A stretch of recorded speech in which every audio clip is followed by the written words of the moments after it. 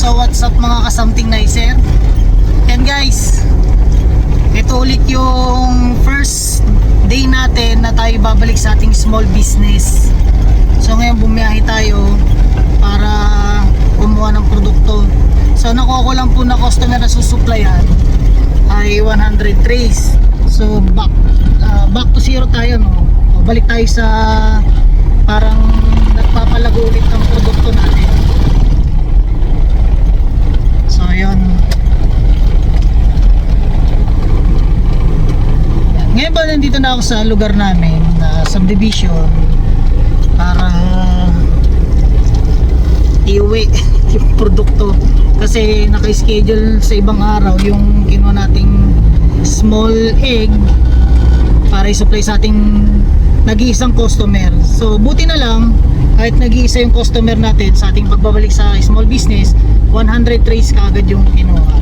Then balik din tayo sa pagko-cooking oil. So sa cooking oil, umuulit sila ng 4 na bundle. So sa isang bundle, 10 bote ng 1.5. So ayan guys, sinuporta ulit tayo. Sila yung sumuporta din sa amin sa small business.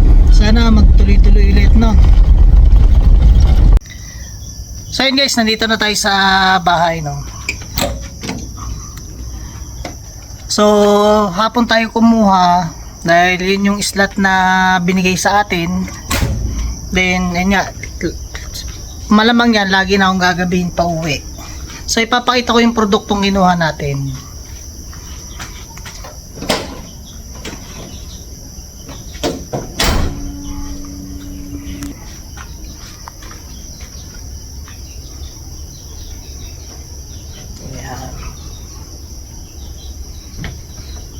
So yun guys, ito yung produktong kinuha natin ngayong gabi. At ito po ay 90 dahil yung 10 nandun sa loob. So papakita ko rin po yun sa inyo.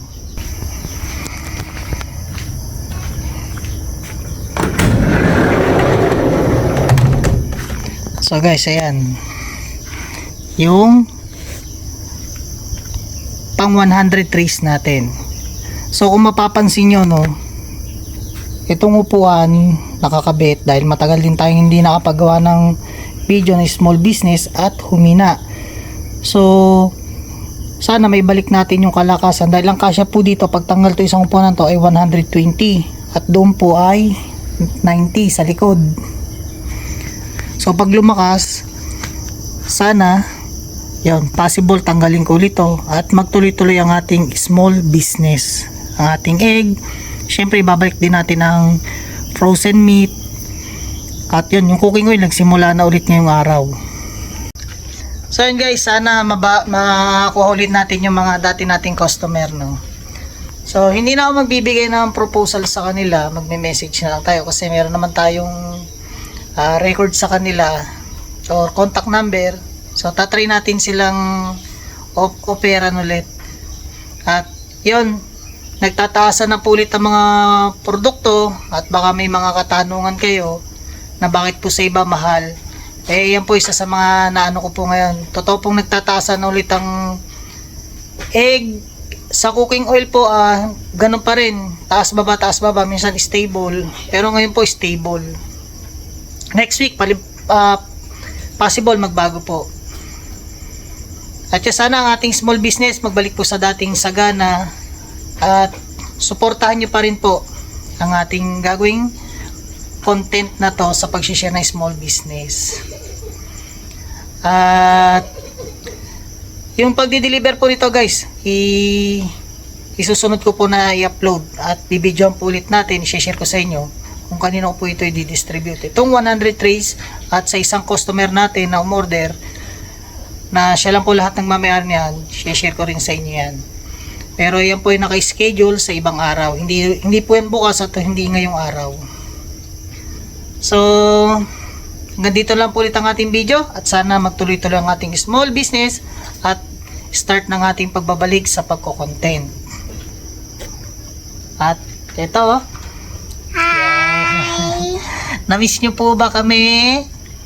Na-miss niyo po ba naman po kami? So matagal-tagal din po tayong hindi nakagawa ng small business at ang ating ibang ina-upload ay malayo sa pag-small business. Babalik na po tayo ulit sa pagbi-business. Yan guys, maraming salamat po sa inyo at sana supportahan niyo po ulit ang Something Nicer at napansin ko po ang ating channel ay bumagsak. Maraming nawala at sana supportahan tayo ng mga panibagong magtitiwala sa Something Nicer. So peace out guys.